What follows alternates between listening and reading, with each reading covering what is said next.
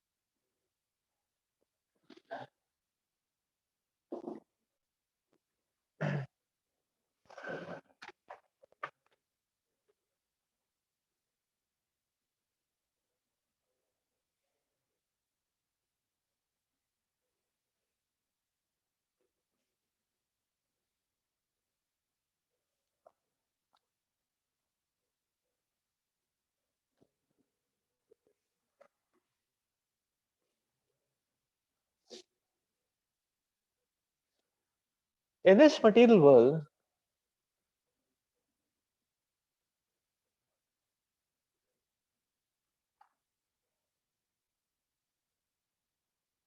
okay,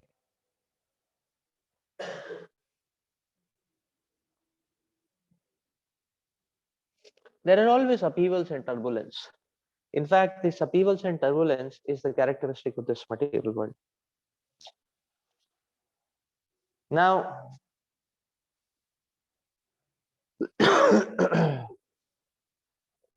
so upheavals and turbulence cannot be uh, uh, upheavals and turbulence cannot be so when it comes to this material world, one cannot actually escape from the upheavals and turbulence. One has to steer through it.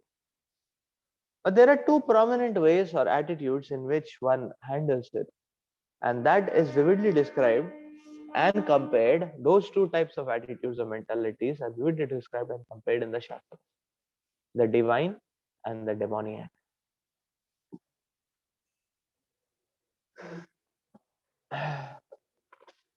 So the divine and the demoniac both have to face tough times, turbulence. Both have to face, but one has taken shelter of Lord and one is simply subjugated to the drives of his own mind and senses, is simply blinded by his own carnal desires of sense gratification, of exploiting the material energy. So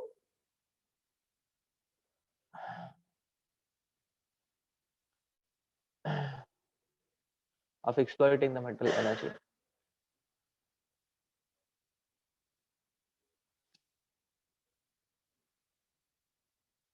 So it creates, so what difference it creates? Sometimes people say that if I take to spirituality, well, will there be no suffering for me? And if I'm still suffering, if there are still problems in my life, then what is the use of spirituality? So sometimes people have a doubt like that. So now the point is that it is not that practice of bhakti is going to solve our day-to-day problems, to not to solve the misery quotient for it is not that because of the practice of bhakti the misery or the turbulence quotient is going to go off. That will remain, but what we will get is that Krishna will help us steer through, and therefore victory is guaranteed for a devotee, not for a demoniac person. So we will see whether the turbulence is slight or it is deep no, or it is a deep light, or it is a deep light. Actually, it is only a devotee who can sail through, because he's sailing by the mercy of the Supreme Lord. Whereas a demoniac person is going to be caught and lost and locked up at every point. At every point.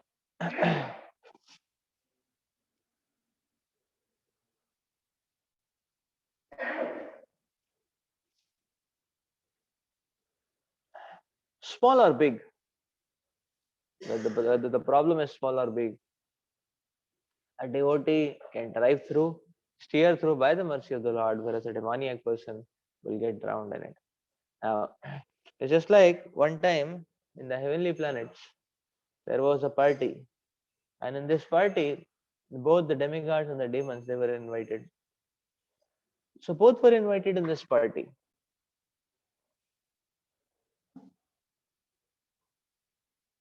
The demigods and the demons both were invited in this party, and but this party had some protocols, some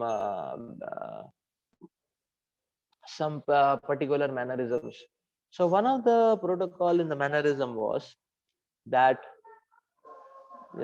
anybody who came, while they were being served the prasad, so before they were given the plate, both their hands were tied to logs of wood, just like Lord Jagannath, that style.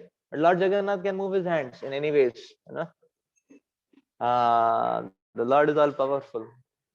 So their hands were tight and hard and to the log of wood, and then the plate was given, and it was a terrific feast.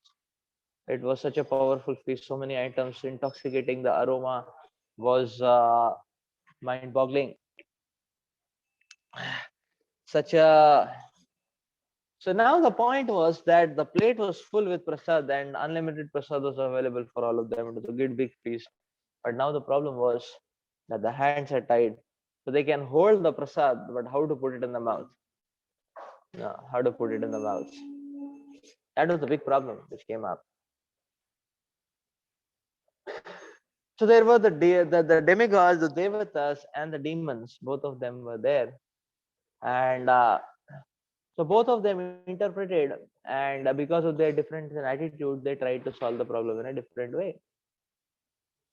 So the demons were thinking about themselves that somehow or the other, I have to eat the prasad. I have to eat the feast and enjoy whatever way, some way or the other. So their obsession was somehow I have to eat it and I have to enjoy. How is it possible that enjoyment is so near and I am not able to take it up? So what to do?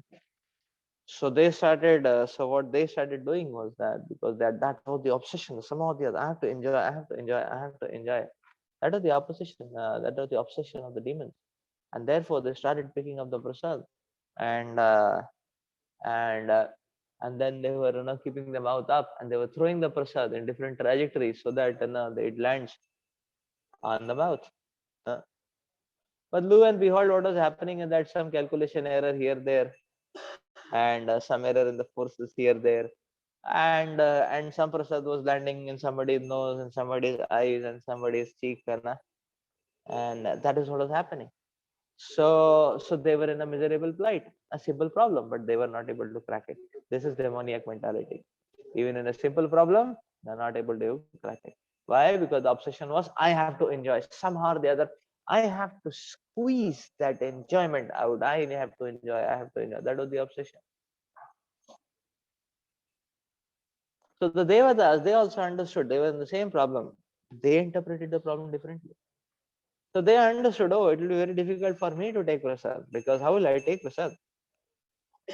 So the Devatas, they thought, okay, I cannot eat. That is fine.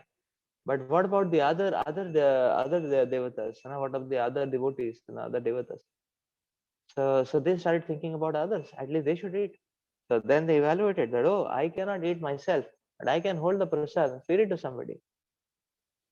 So voluntarily everybody thought like this, and everybody started taking prasad and started moving towards another devata and started offering the prasad in their mouth. He said, "You take. For me it's okay. You take." And the other demigod, the devata, he started feeding prasad to this devata, like that. So they made teams of two in that way naturally, and they relished first serving, second serving, third serving, unlimited serving. Whereas the demons, they kept watching and the devatas kept enjoying. That is the point. This is the difference between the divine and the demoniac. This is the difference between the divine and the demonic. So many times it appears that what good is divinity for? What good is divinity for? What good is spirituality for? And, the people who are corrupt, the people who are cheaters, they rule the world. What good is divinity for? It may appear like that. It is. So now some statistics may show for some time like that. But in due course of time, only one who is taking shelter of Krishna will emerge out victorious.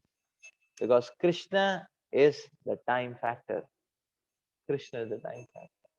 So sometimes it appears that there is no difference. Sometimes it appears that the the demons rather have the better half because they have no, gained the power and they are exploiting and they are enjoying. Whereas the devotees, they are in a corner, nobody knows them, they are suffering. It may appear like that, but time is the point factor. So the devotee has taken shelter of the time factor. Therefore, the efficacy of his practice is resplendently visible in due course of time.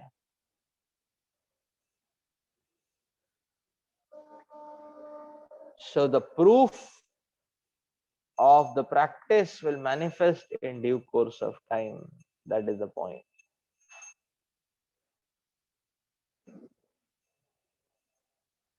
In due course of time.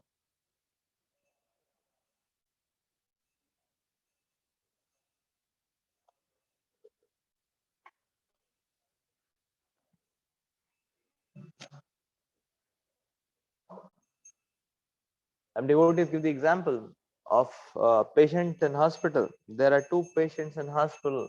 Both are crying with pain. Both are moaning, crying, groaning, everything. They're lying on the bed and they are crying in pain. Both are in excruciating pain.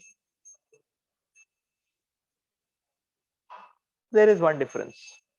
One of the patients, his disease has been diagnosed. His medication has started. Doctors are very hopeful about his case. Very soon he will his disease will heal, get cured. The other patient, the doctors have not been able to diagnose what is the cause, and therefore no medication has been started for him. So yes, both are crying in pain, but one of them, his pain will subside because he has got proper medication, and whereas the other person is he has not got any medication. Therefore, the other person, his crying will continue and even worsen. That is the point. So the devotee is the first one. He has taken shelter of Krishna. His disease has been diagnosed. His medication has started. So although he may be troubled for the time being, he may be in misery for the time being, but that will not remain for long. This is the point which you have to understand. So one time in the universal affairs, what happened is, so the demigods committed a mistake.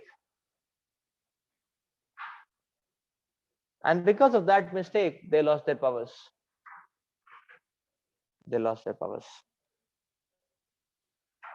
And the demons got the better edge. And therefore the demons, uh, they usurped the control of the heavenly planets. So there was recession in the heavenly planets and the demigods were out of job. That was the point. And they were roaming around hither and thither, not knowing what to do. So the incident was that one time the Durvasa Muni came to the heavenly planets and Maharaj Indra offered him great respects and worship. Durvasa Muni was pleased. So he took out his garland, which he was wearing of flowers, and he offered it to Indra, as prasad. And Maharaj Indra took the garland, and Maharaj Indra was wondering, what will I do with this garland? And wondering, he was looking here and there, and he looked at his elephant carrier,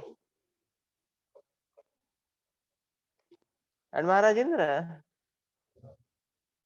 he thought, okay, maybe the elephant will need the garland more than me. So he gave the garland to his elephant carrier. And elephants are elephants. Elephants do not understand what is worshipable, what is not worshipable, how to respect and how to not to respect and all that. At least this elephant was not trained for that. for this case study at least. So the elephant got very excited when he got the garland. So he started throwing the garland in the air. Then he started catching with his that trunk, that long. He started catching this trunk and started throwing it up. He started sizzling it around in different trajectories. The garland was flying in the air. And mind it, Durvasa Muni was still there.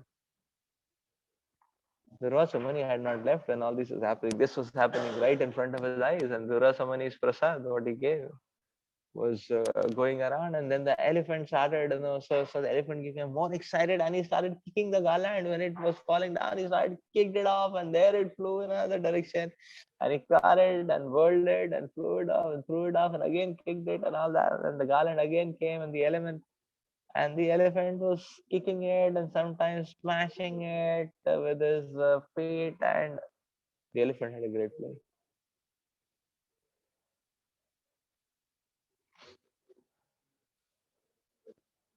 So Durvasa Muni became very angry, and this was a serious mistake on behalf of Maharaj Indra.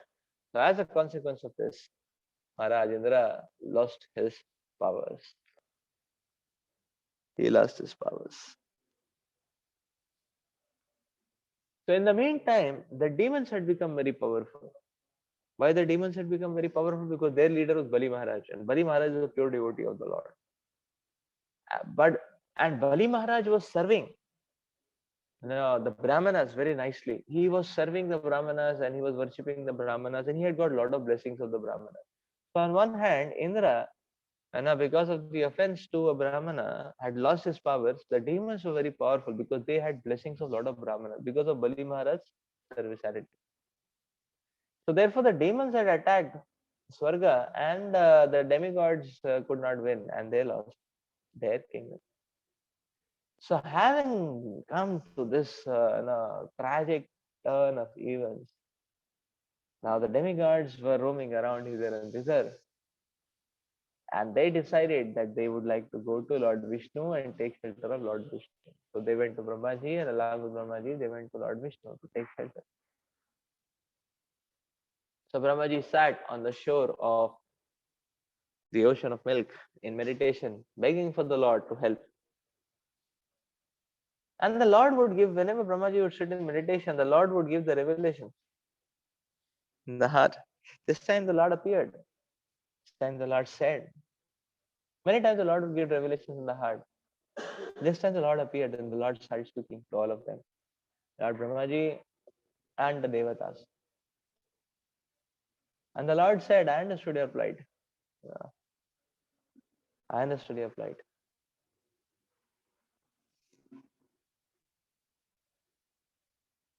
So the Lord said, what I'm going to tell you will be a remedy for all your problems. You should learn a lesson from the mistakes that you have done, the Lord said. But nevertheless, I will help you. So the Lord said, hear with great attention what I'm going to say.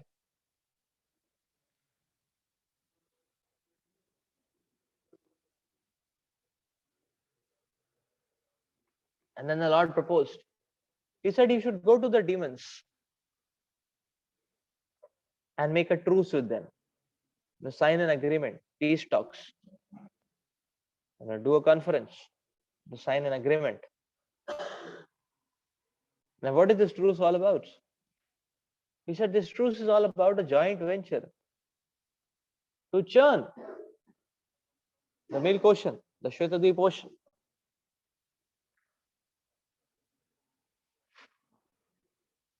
To churn the Shvetadweep ocean.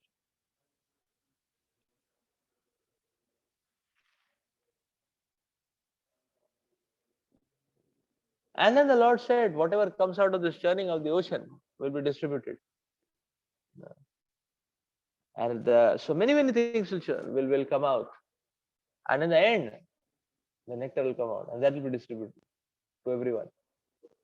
That's what the Lord said. And then the Lord said, He said the churning will go on. Many enticing, captivating things will come out. the Lord told the demigods, don't be attached. Don't be attached. Don't be greedy. When things are offered to the demons, so some of the things which come out will be offered to the demons as gifts. The Lord said, don't be angry. Whenever there are any problems and obstacles which come in the path of churning, the churning is not going to be an easy task. But whatever obstacles do come in the path of churning, just tolerate it. Don't be angry. And then the Lord said, always maintain a humble disposition.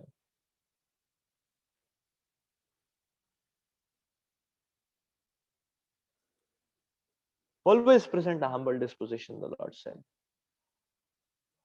Be humble, don't be greedy, don't be attached, don't be angry. So the Lord gave powerful guidelines of how the churning has to be brought about. So the demigods, they went to Maharaj Bali to ask him if the demons would like to participate. And Bali Maharaj agreed. And after Bali Maharaj agreed, arrangements were made for this great churning, the churning of the ocean of milk. Mind it, this is happening at Shradadweep, one of the highest planets in this universe. The churning of the milk ocean.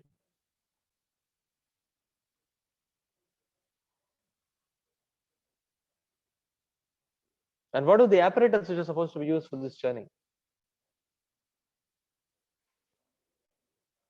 No, the churning rod was the Mandara mountain. No, it was a mountain. The rod was a mountain. That was the level of churning which was supposed to happen actually. And what are the churning rope? So the great ferocious and celebrated snake Vasuki, who was a huge snake, was chosen as the rope for churning.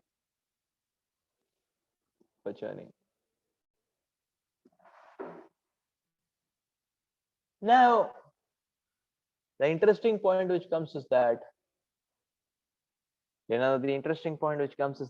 the demons and the demigods, see, they had to do the setup for the experiment to run, for the for the experiment or for the match or the game to take place. Yeah, this is the peace match, is it not? This is a peace match to promote the peace. So, anyways, the Lord had coined it, and all were following. Now,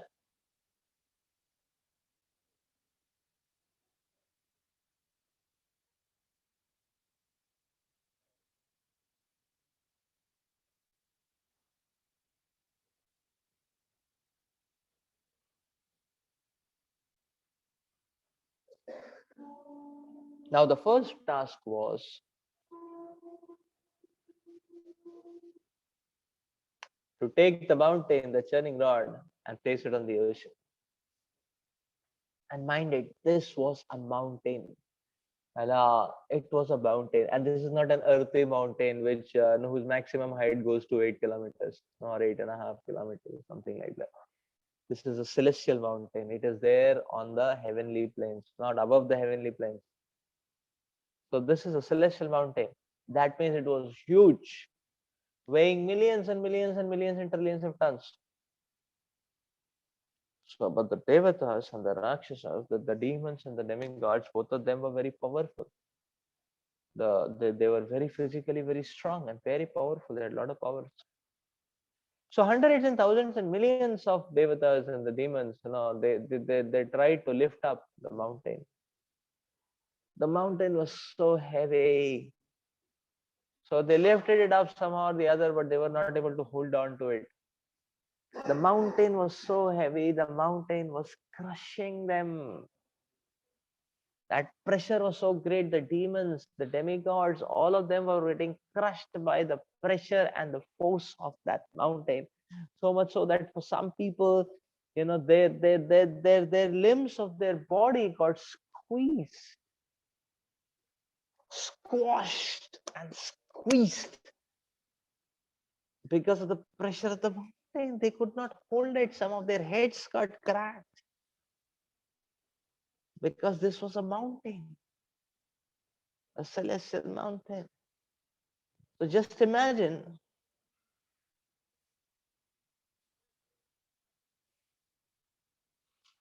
The point is that the talk of the nectar is very enticing. Ah, nectar, we'll get nectar, let's dash into it.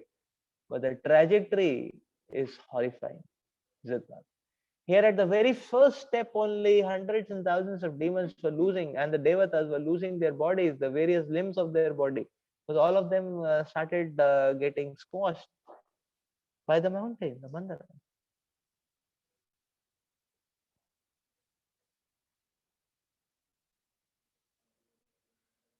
So you see the point. Now we may say, okay, who is working with what attitude? If we try to analyze, what are the devatas working for and what are the demons working for?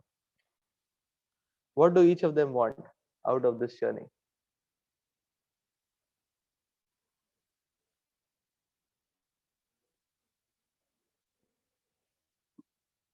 Who is going to answer? What do each of them want? What is the mentality of the devatas and what is the mentality of the demons? What do they want from this journey?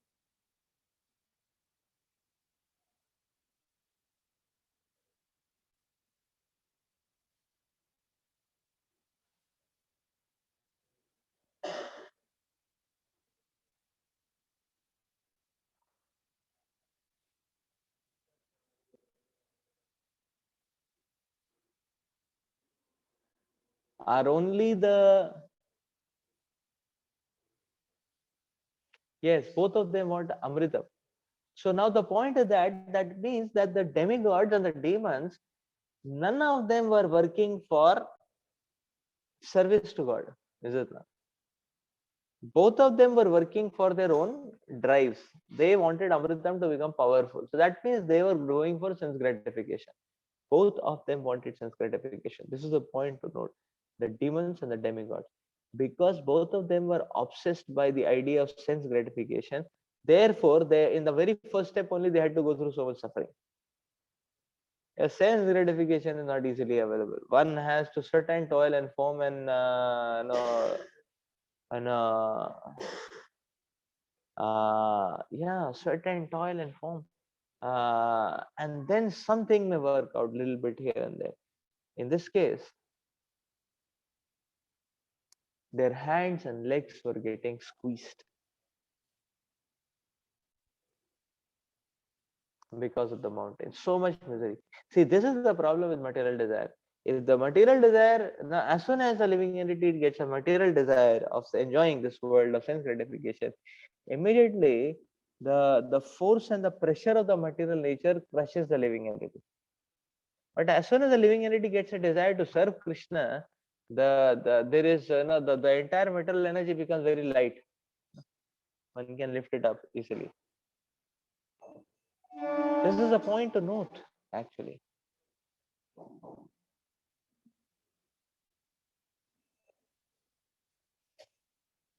Now we may say, oh, so then what is the difference between the demigods and the demons? The difference is that the demigods wanted Amrita to become, to get back into power. There's no doubt about it. But the demigods also had a sense that they wanted to follow what Lord Vishnu said. That component was also present in the Devatas. And because of that component, the Devatas will get help like that. Anyhow, at this junction, the Lord helped everyone. So when the Lord appears, so when the Lord saw that the demons and the demigods are having a tough time just picking up the mountain and placing it on the ocean of milk, Ashwata people.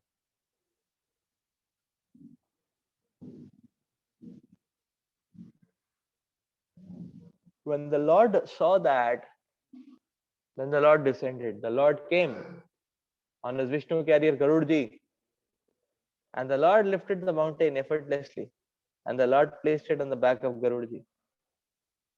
And thus, you know, so Garudji flew towards the ocean, and then the Lord placed it on the ocean. So the Lord did it for them. Krishna did it for them. Why? Because at least they were, with whatever motivation, they were trying to follow what the Lord said. Therefore, the Lord arranged for them.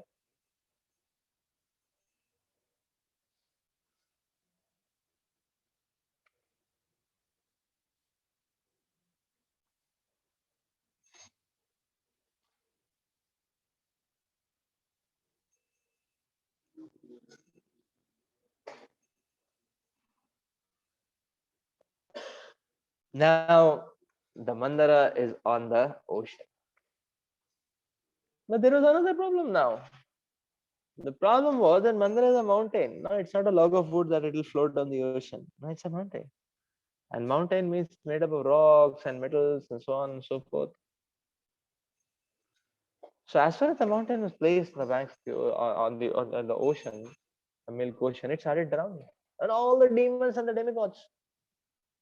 Okay, before we come to this, the Lord not just placed the mountain, and then the Lord looked back on the ocean. The Lord looked back and the Lord looked around actually, and he looked at all the demons and the demigods, warriors, who had got severely wounded or crushed under the mountain.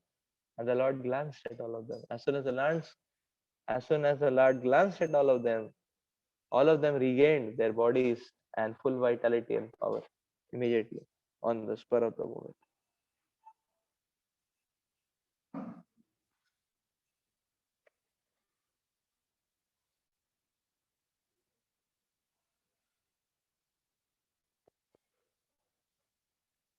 So anyhow, now the Bandara is sinking, and then the demigods and the demons, they are trying hard to the Mandara is sinking. The demigods and the demons, they are trying hard to somehow or the other hold it, but they are unable to hold it. And in their desperation, they are taking shelter again, calling for Lord Vishnu.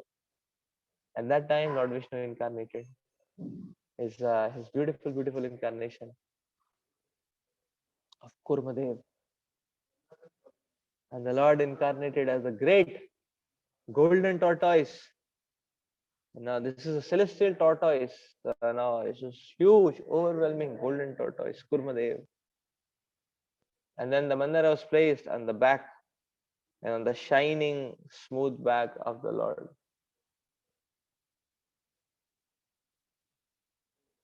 So somehow now the Mandara is in place, at least. So now, and Vasuki was arranged as a churning rod, as a churning, not churning rod, but churning rope. So the Vasuki was put, you know,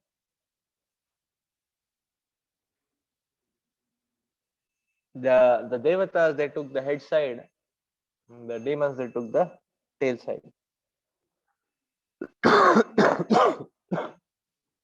And the churning. So as soon as it started churning, they again landed up in a problem. Now the problem was that the Lord's back was so smooth. So what was happening? Mandara was slipping off this side, that side, and the demons and the demigods were not able to hold it and control it. It was too much beyond their capacity. When Lord Vishnu saw that, Lord Vishnu, he came up, he assumed another incarnation, and another incarnation called as Lord Ajita. And Lord Ajita was having hundreds and hundreds of hands actually, and with all his hands, the Lord was holding the Mandara. So the Lord's hands were all over. So the Mandara cannot slip off, a certain circumference. And in this way, the churning arrangement was ready. And then for the churning started. Therefore, the churning started.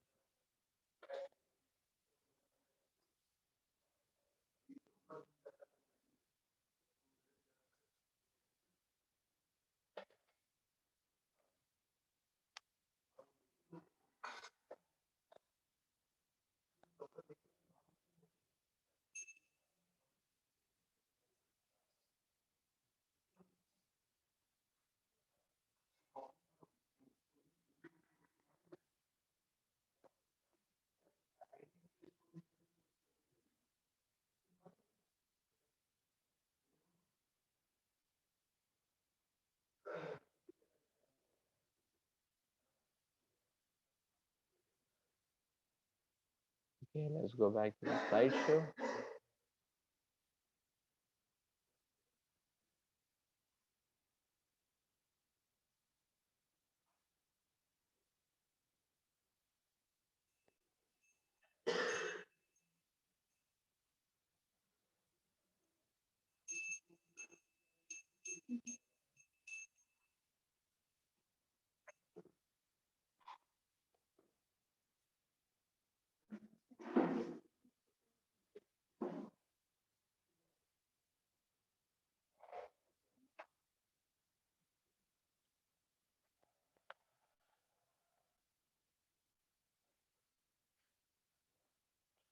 So as this pastime goes, we're going to learn these 6 lessons from this pastime, which we can summarize with the word manthan.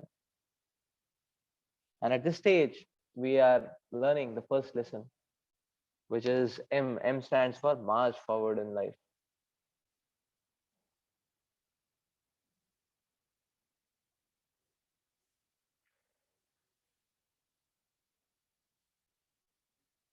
March forward in life.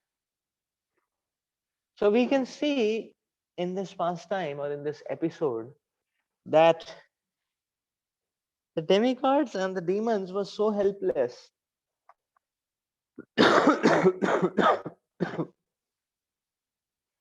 and so insignificant that they could not even place the arrangement for the churning properly. They were completely they were completely bowled out in the first task itself. That is to start the churning of the ocean of milk. And therefore they depended on the Supreme Lord. Every moment they were completely dependent on the Supreme Lord. So now the point is that this was Krishna's idea. That was first thing. Secondly, the Lord is only orchestrating it. Now third thing is that whatever problems are coming, the Lord is only sorting it out. Just imagine for this one pastime, how many incarnations the Lord has taken. The Lord came as Vishnu.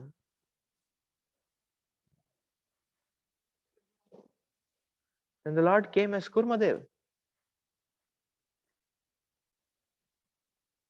And then the Lord came as Lord Ajita, who was having thousands of hands. Just for the sake of helping the devotee, the Lord is ready to extend it to any extent. That is why it is said that when one takes one step towards Krishna, Krishna takes 1,000 steps towards the devotee. And his steps are not tiny puny steps, baby steps like ours. His steps are gigantic steps.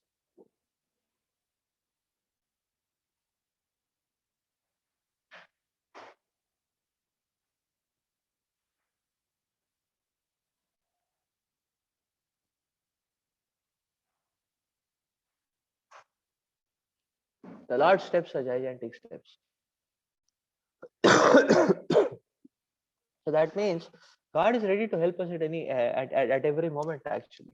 So in this case, you see, God is helping the demigods and the demons so profoundly. So profoundly. All what is required is on part of the devotee is to take initiative, is to take that first step towards Krishna in telling that yes, Krishna, I am yours. That's what the living entity is supposed to do. That's all what the living entity is supposed to do. Rest everything the Lord arranges. So one needs to march forward. Here the picture you are seeing is Vasudev, carrying Krishna from Mathura to Vrindavan, Braj. So when Lord Krishna appeared, Vasudeva and Devaki were very fearful. Why? Because if Kamsa comes to know, then Kamsa was waiting for the 8th child. Then Kamsa would come and kill. And Lord Krishna appeared. And Lord Krishna says, "Do not fear." And then Lord Krishna told Vasudeva, "Now you have taken darshan, sufficient time. Now you please take me to Braj." And Vasudeva was wondering, how will I take Krishna to Braj? Because his whole body was covered with iron shackles and girdles.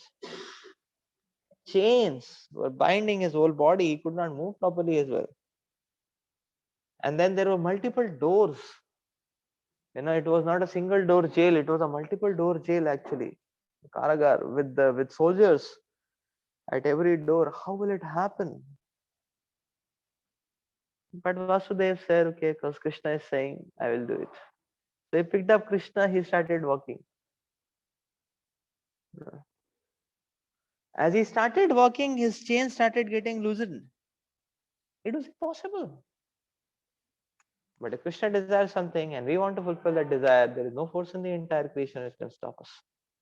That is the point. And as soon as Vasudev would come near the door of one jail, immediately the door will open. Vasudev will come out and see all the soldiers are sleeping. Same thing, the second door, third door, seventh door. And Vasudeva was out, and Vasudeva was successfully able to take Krishna to Vrindavan, Braja. So take initiative to surrender to Krishna. That is the point. Krishna is ready to offer all help. And you can see this is the difference between the demons and the demigods. The demigods take the initiative to take shelter of Krishna. Even if they commit mistake, they again go back to Krishna to say sorry.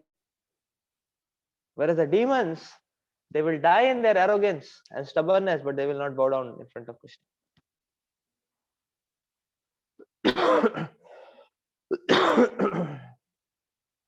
When Maharaj Vibhishan came to take shelter of Lord Ramachandra, then all the Vanar Sena, their opinion was this Vibhishan should be killed. He should not be trusted. And the Lord asked Hanumanji's opinion finally. And Hanumanji said, no, I have seen he is a great devotee. He should be given shelter. And then the Lord spoke. The Lord said that I am going to give shelter to Vibhishan. And then the Lord said further, the Lord said what to say Vibhishan. Even if Ramana were to come today and fold his hands and seek forgiveness, I will forgive him. I will give him shelter also. Anybody who comes to me, I give them shelter. That is Lord Ramachandra's celebrated statement, which should be ringing in our ears and hearts. All we need to do is to take initiative to go towards Krishna. So one time there was a very lazy farmer, and this lazy farmer, he was crying and creeping, and he was crying, what is this? We have to work so hard. The crop is not happening, the yield is not happening, the rain is not happening. This is this is problem, that is problem. The Devta problem, the king problem, the state problem, administration problem, God problem, everything. And God started speaking to him when he asked, what is their problem? And then he's telling, oh, we have to work so hard and nothing comes out and all that. It is so much painful, it is so miserable, and alas, alas, alas. And then the Lord told him, that you fool, no, you are saying you have to work so hard? So for your agriculture, you sow the grains. Where do you get the grains? Have you produced the grains yourself? And the farmer started saying, how can I produce the grains? They are given by you, is it not?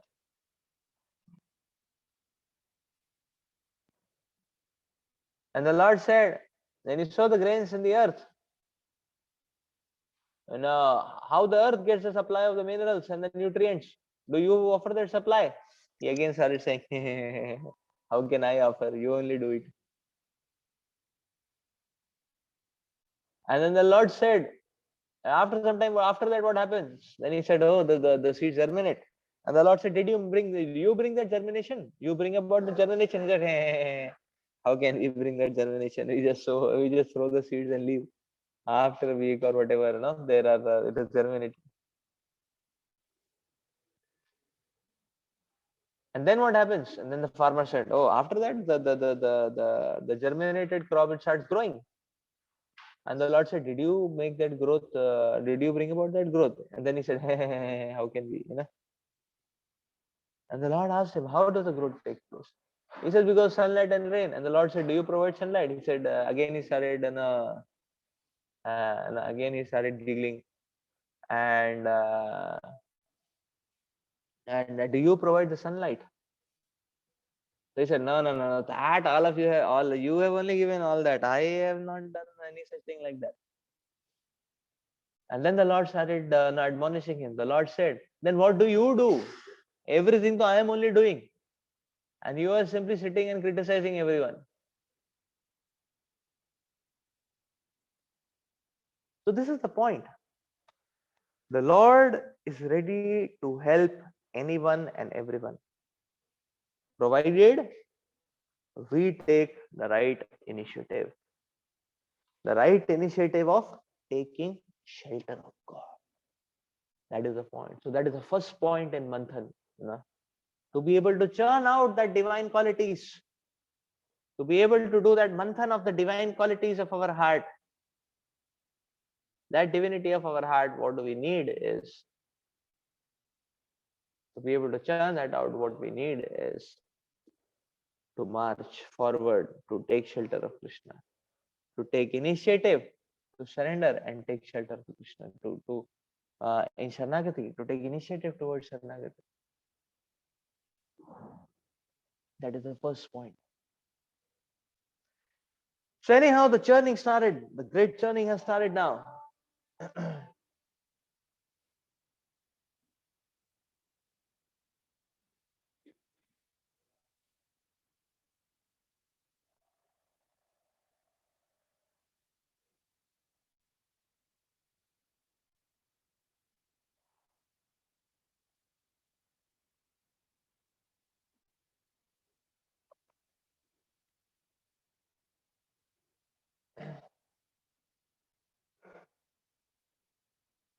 The great churning has started now.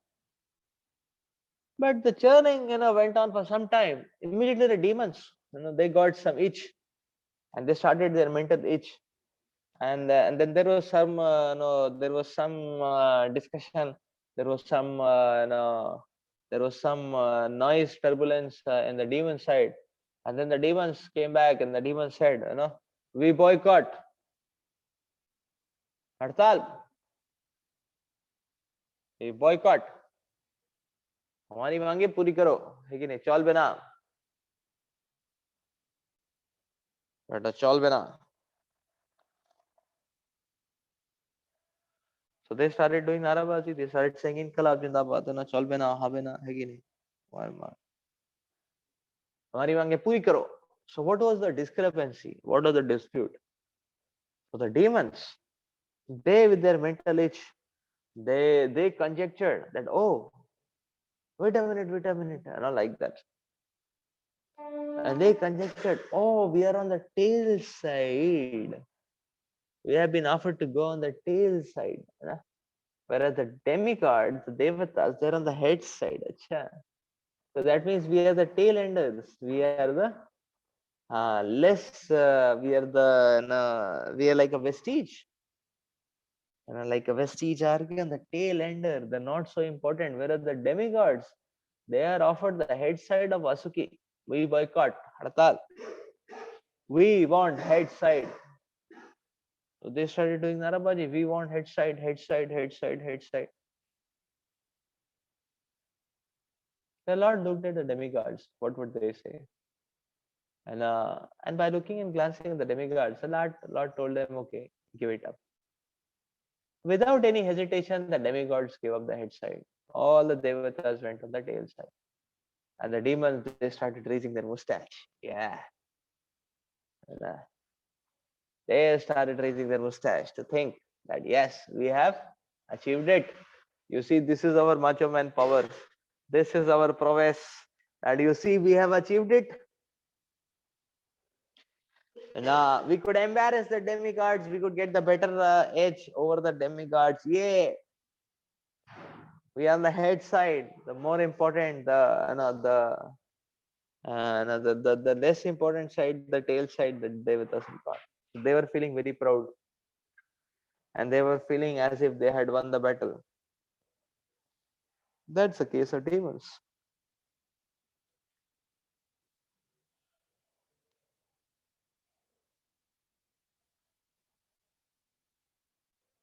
So now one may say, oh, why did the Lord told the demigods to oblige? If or do only the devotees of the Lord have to oblige? Everybody else will do, full exploitation, full sense gratification. Only the devotees have to, just humble down before everyone. What is this? So to understand what is this, we should know what happens further. The churning started again. Now the churning was going on. It was churning, churning, churning, churning, churning, churning, churning, churning, churning, no turning, nothing was turning out. Only churning, no turning. So if there is only churning and no turning, then it leads to burning, is it not?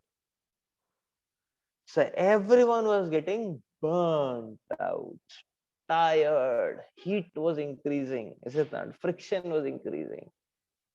There was so much of sweat and toil, everyone was getting burnt out. And mind it, let's try to focus on the apparatus. The churning rope was Vasuki. Now, Vasuki is not a rope, Vasuki is a living entity. He's a powerful snake, very powerful snake. And just imagine Vasuki's body, the demigods and the demons, the rope, they would be catching hard. You've seen tug of war, how it happens. They were just grabbing onto that rope with all their power and tried to, squeeze, stretch it to their side. It is Vasuki. It is not a rope, is it that? So just imagine, try to visualize, put yourself in the shoes of Vasuki and try to feel what's happening. What are the devatas and the demigods doing to the body? Is it that they are pressing and squeezing and stretching the body? Vasuki was super hot. It was too much for Vasuki at this point of time. And Vasuki, because the heat inside his body had increased so much, Vasuki just started emitting fire from his mouth.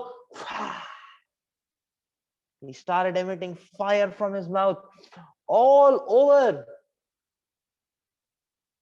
Vasuki was emitting fire, and along with fire, Vasuki has another, whatever Vasuki will emit, he was a snake, no? So whatever he will emit, along with that, he will emit poison as a free gift, is it not? So there was abundant fire and poison, which was being emitted by Vasuki all over. And the interesting point is now, who is at the head side? That is the interesting point. Who is at the head side now? So the demons. So and now the demons started getting bathed. Nah, not just bathed, scorched in that ghastly, in that ghastly fire which Vasuki was emitting, like that. So their whole bodies became dark tanned, tanned in the fire. And now the point is that the demons had only chosen the head side. Now they cannot boycott also. Is it that? Everybody will make fun of them. If the demons say, no, no, no, no, no, no, we don't want the head side, we want back the tail side, that will be a great blow on their ego. Is it not? So now the demons, everybody was looking at the demons. And the demons, they started putting up a smile, hey, hey, hey, hey, as if nothing had happened. And their whole bodies was burning, their whole bodies were burning. They were all over, there was poison, and their bodies and their face and their whole existence was becoming tanned black suit, like that. Because what to do? It was Vasuki was so hot. Just because of their ego, the demons could not do anything. Demons could not do anything. That is why it is said,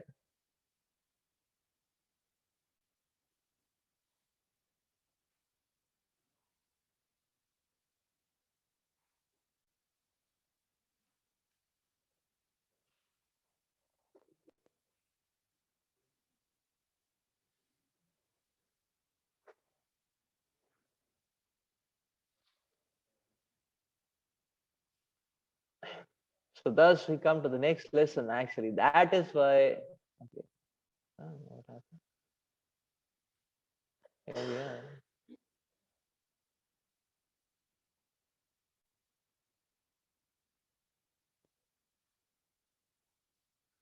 So that is why it is said that one should always abide by the instructions of the Lord. In Manthan, A stands for abiding by the instructions of the Lord. One should always abide by the instructions of the Lord.